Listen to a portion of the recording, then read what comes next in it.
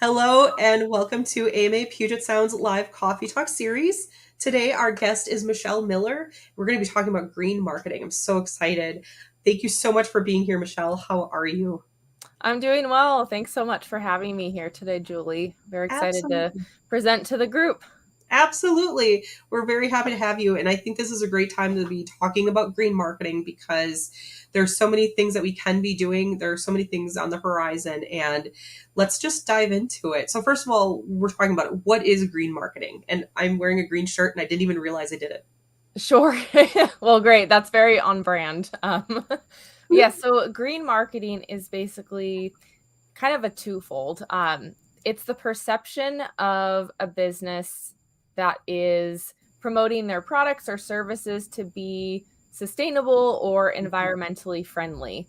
That's the positive side to green marketing. And Yeah. we'll talk more about some of the dark side later. It's also a way for consumers to identify if the product or service that they're buying or investing in is truly good for the environment Mhm. and the products that that we're seeing on a daily basis on social media and in the news are truly sustainable. So Mhm. I'll be talking, as we chat throughout kind of the two sides of both our role as businesses and the consumer, but that's the easiest way to kind of sum that up. Sure, sure. And I'm hoping that we learn more about transparency on that as well. Because, Sure. yeah, that's important. Yeah, definitely. Um, so you kind of started to talk about this already, but what are some misconceptions about green marketing? Sure. The major misconception as I started developing my course and training curriculum was a lot of people have online service-based businesses, they say, well, I don't really print anything. Mhm. I don't have a storefront. I'm not manufacturing a product. So my impact on the planet is minimal. Mm. So and then comparatively speaking to a manufacturing or a product-based business, yes, they're not using as much production labor or taking up that physical footprint, but there is a digital carbon footprint that also plays a big role in green marketing. Mhm. We can touch on that a little bit too. But everyone does create a carbon footprint. I mean, even us video chatting right now, we are sending data back and forth that's using electricity. Mhm. And though there are much bigger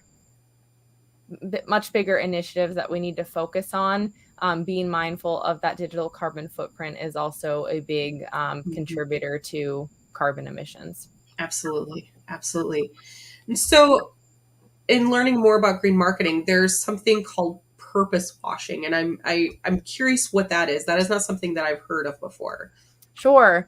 I can explain greenwashing and then purpose washing and how the two kind of work together because they're very similar. Purpose washing or greenwashing, for that matter, may be a new term that not everyone is familiar with. I'm so entrenched in the eco space that I Yeah. just throw it around and then I realize, oh, people don't always know what that is. So, greenwashing is essentially when companies invest more of their money in marketing themselves as Mhm. sustainable than in actual environmental efforts. So we see examples of this when companies put a green leaf on their logo.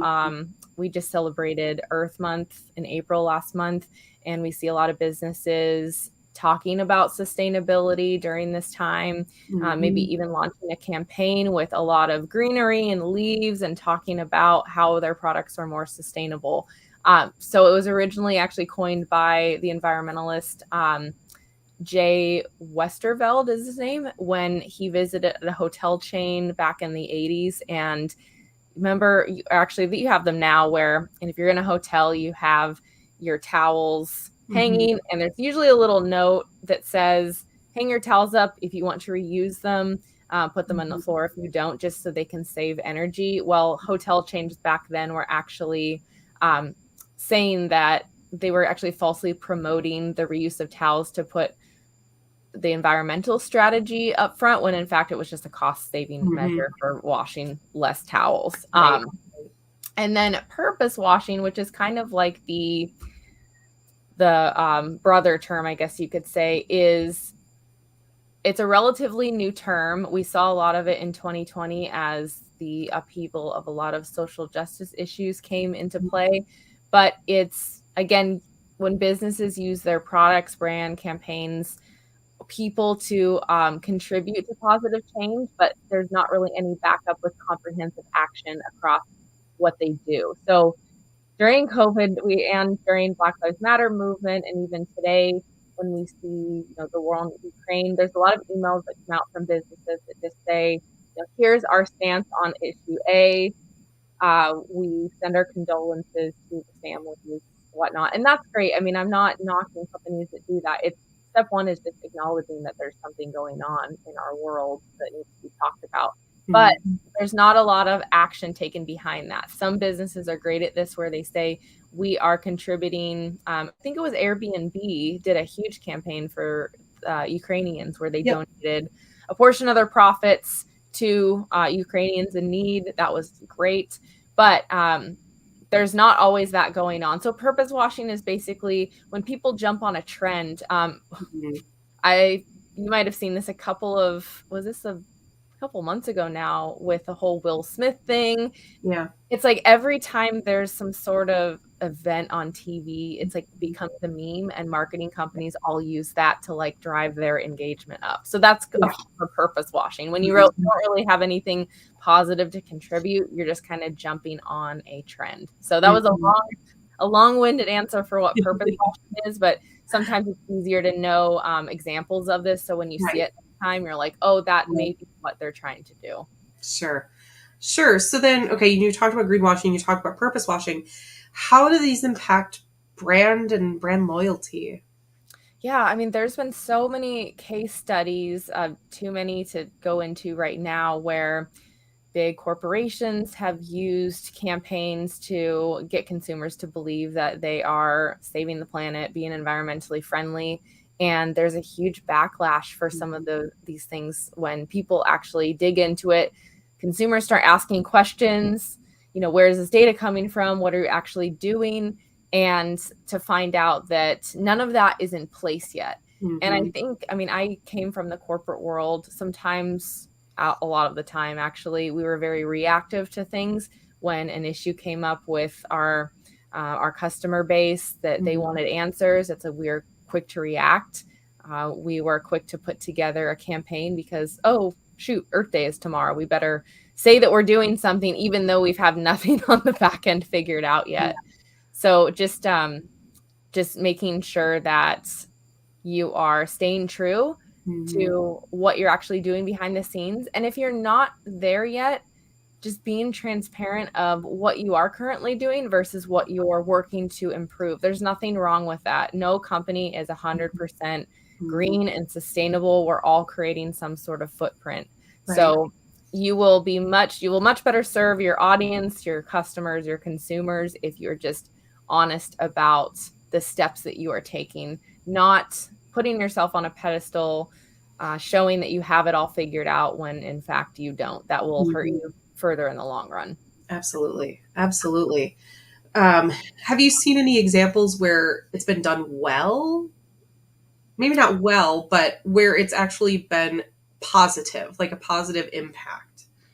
Yeah. So my favorite brand in the entire world is probably Patagonia, and they published an article in the New York Times on Black Friday. This was in 2001 or 3, early 2000.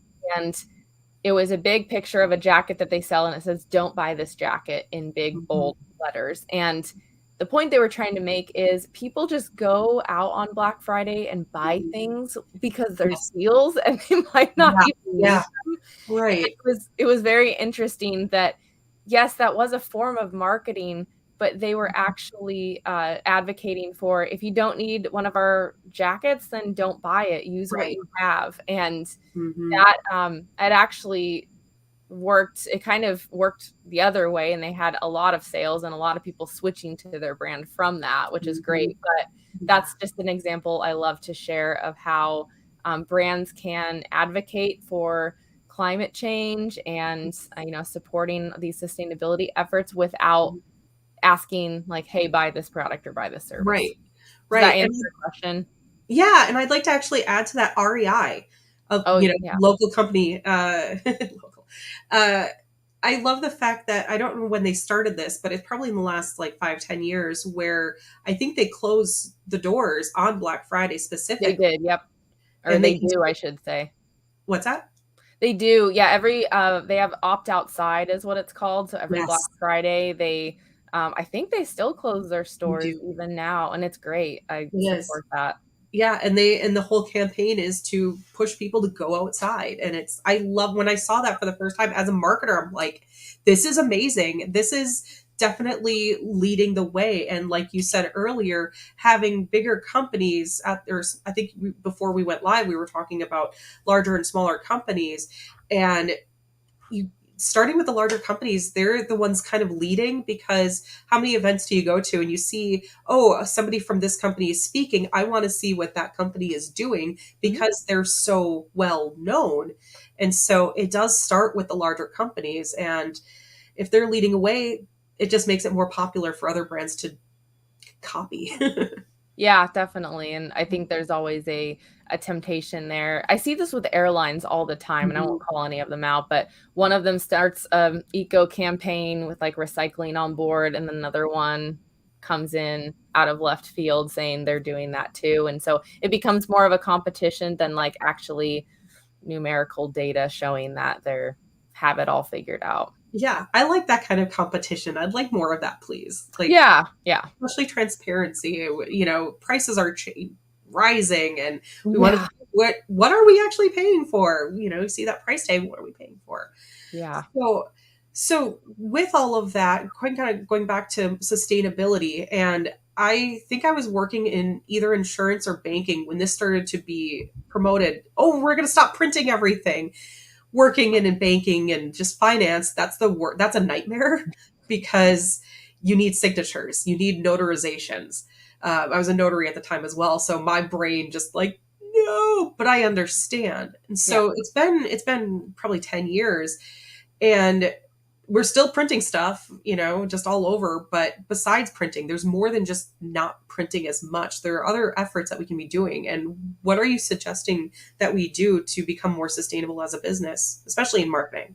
Sure, and I'll just touch on printing really quickly. Oh, please. There's so much. There's like a whole lesson on this, but of course, with printing, because it's low hanging fruit, is opting for more sustainable printing materials. And by all means, I always tell people don't just go throw away everything you have or donate. Use up what you have first. That's the most Yes. sustainable thing anyone can do. But there's a lot of if you're a product-based business, there's so many compostable mailers out there. There's FSC certified or recycled paper that you can opt for when your paper ream runs out. Business cards, there are so many. There's more green printers, especially around the Seattle area now, who offer sustainable printing alternatives, whether it's with the ink or the Mhm. material that you're printing on.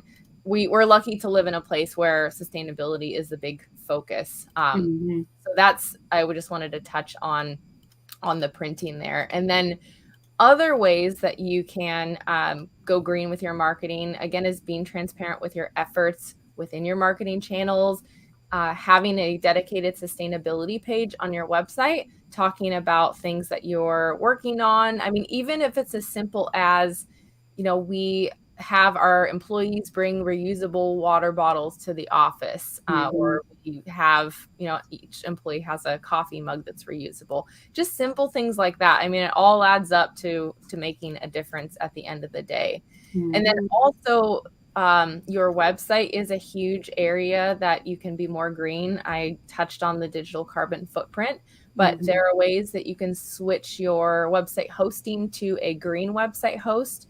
Oh, And there's several out there. There's a whole index around the world of these green web hosts, but they basically draw their energy from 100% renewable sources. Not all of them do, but cool. there's a lot out there that are making that shift. And so that's a big way to host your website on a host that is greener. And then Mhm. also just cleaning up your website. I mean, I own my own business. I do website design as part of my core services, but deleting old pages, old campaign pages that have just been sitting on there for years, making Mhm. sure that you compress your images before you put them on your website.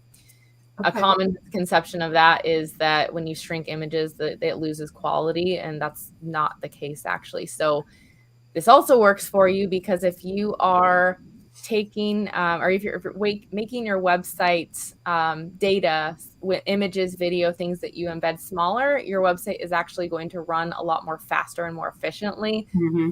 for increasing your SEO and your load speed and all of that. So it's not just you're helping the environment, it will actually Hmm. help your business thrive. So Awesome. there's a lot to the the web design side, and then again, just turn off your video during conferences and meetings. I mean, by the time we got through the pandemic, it's like everyone knew what each other looks like. So Yeah. if it's, I know it's a requirement in some companies, but Hmm. I turn off my video with clients that I know. Sometimes there is a necessity to have video, but streaming video like this eats up a lot of unnecessary data. So if you don't need to have it on, then just turn your camera off, and that can save a lot of energy. I think a lot of people will be happy to hear that. Yeah, yeah, exactly. And then kind of two other things to mention is if you haven't done this already, a lot of organizations publish a annual report, but publishing an impact report or sustainability report of some sort to show people on your sustainability page and your website just more granular detail of what you're doing. And Mhm. all of this, the last kind of, well, I'll save that for our last question, but Okay. all of this can be done in steps. Sometimes it feels overwhelming to do it as well. But again, just being as transparent as possible in your efforts. So I'll Mhm. pause there and we can move into the. Yeah, absolutely. So I'm sure a lot of people are thinking, money, Yeah. and how would green marketing fit into a marketing budget? I'm sure there are some folks that are probably thinking, oh, I can just delete that item line off of my expenses, and but there has to be more to it, right? Yeah. When I worked in corporate, we actually had, we made the decision finally at last because product data was changing so quickly. We printed an annual catalog, hundreds of pages, all glossy, and just go Hmm. straight into the landfill. Yeah. So we finally had our catalog all digital on our website. And it saved us about $30,000 in print costs a year because we were printing so many in different languages and things. And so that, in fact, really saved us money. Hmm. And also with other areas, there's a misconception that things that are more sustainable are more expensive. That is true in some of the different paper stocks out there, but Hmm. we're never going to make a change. We talk about this a lot in my community, but voting with your dollar. If we support companies that are doing greater things for the planet, then more demand goes up, cost comes down. So there are definitely affordable ways to make some of these switches. Sometimes it doesn't cost you at all. It's a cost savings measure. But that's what I would say. There's several different directions you can go with Hmm. that with that question. Absolutely, absolutely. So, where is the best place to start when you're uh, going to implement some green marketing practices? What's the Yeah, I easiest thing? definitely, and that's where I was kind of going Yeah. or leading to in the last question was it can feel very overwhelming. I mean, being in marketing in general is kind of an overwhelming field. There's constantly new channels to market to, new apps, new ways to reach people. And green marketing, when people learn about it at first, it can feel very overwhelming because you don't have the time to research every single, like a toothbrush that you're buying, of like, is that actually, am I being greenwashed, or is that Mhm. sustainably made? So in the realm of marketing, that's essentially why I created this platform and these resources and education and corporate training to kind of look at where is the best place to start.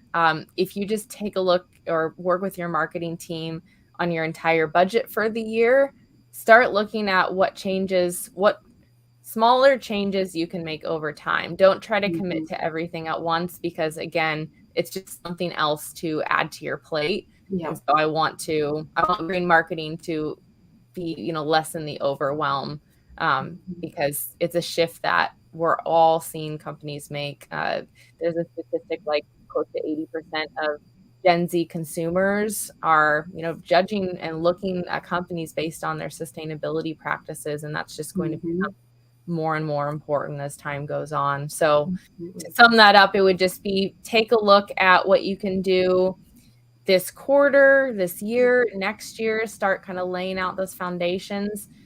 There are a lot of resources that myself and other people on LinkedIn provide around green marketing. Mm-hmm. Two is just educate yourself as both a consumer and a business marketer or an owner on this. And three, I mean, reach out to myself, the Green Marketing Academy, if you need help with that, because it's just something Mm-hmm. that not everybody has time to do in their day-to-day plus their regular job. Right, exactly. Because, like you said, I mean, that alone is full time work to Mhm. locate and find all of the correct information, the correct data. And yeah, That's the most time-consuming part for sure. it is. And I'm so glad that you've gone into this part of marketing because it is so important. And that's definitely a part of the future of marketing. Yeah. And I'm sorry I had to bring that up, but I kind of want to ask you, we were starting to talk about this before we went live, but we're starting to go back to in-person events, at least for a while, until we probably have to quarantine again. So depending on how cases go with COVID, but what are you starting to see with events, specifically swag? And I was asking you before we went live about, using an agenda versus just using an app.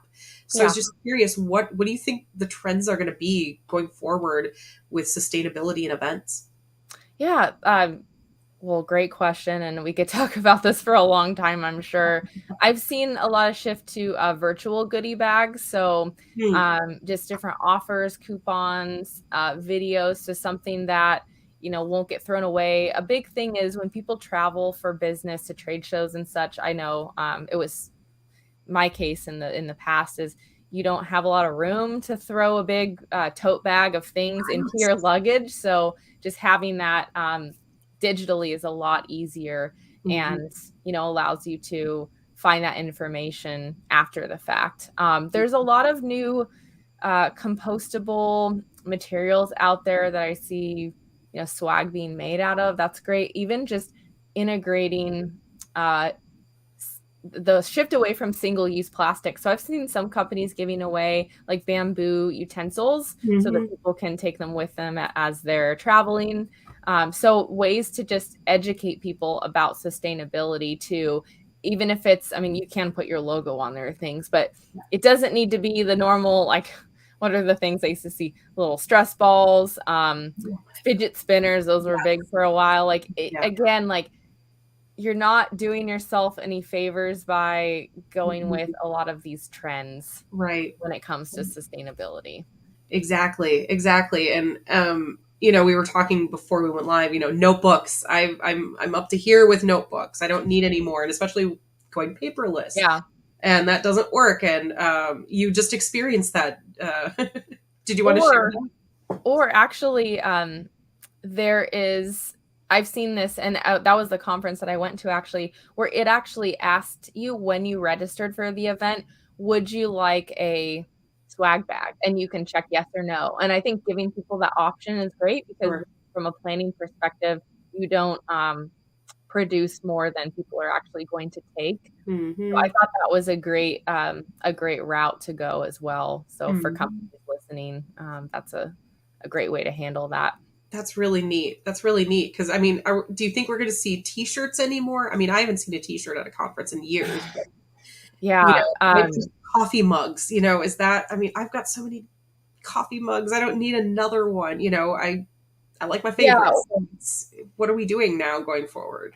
Yeah. I've seen, because I went to a trade show last year and I saw a lot less swag and giveaways. People are just like, hey, scan the QR code on our booth. It'll take you to the product page with information. So Mhm. I do see a lot of that happening. Sure. Um, yeah, it's just changing with the times. I think companies are, honestly, I remember the last years of my time in corporate, people didn't always take the items anymore. Mhm. So it's waste for the landfill, and it's just a waste of money in your Mhm. marketing budget.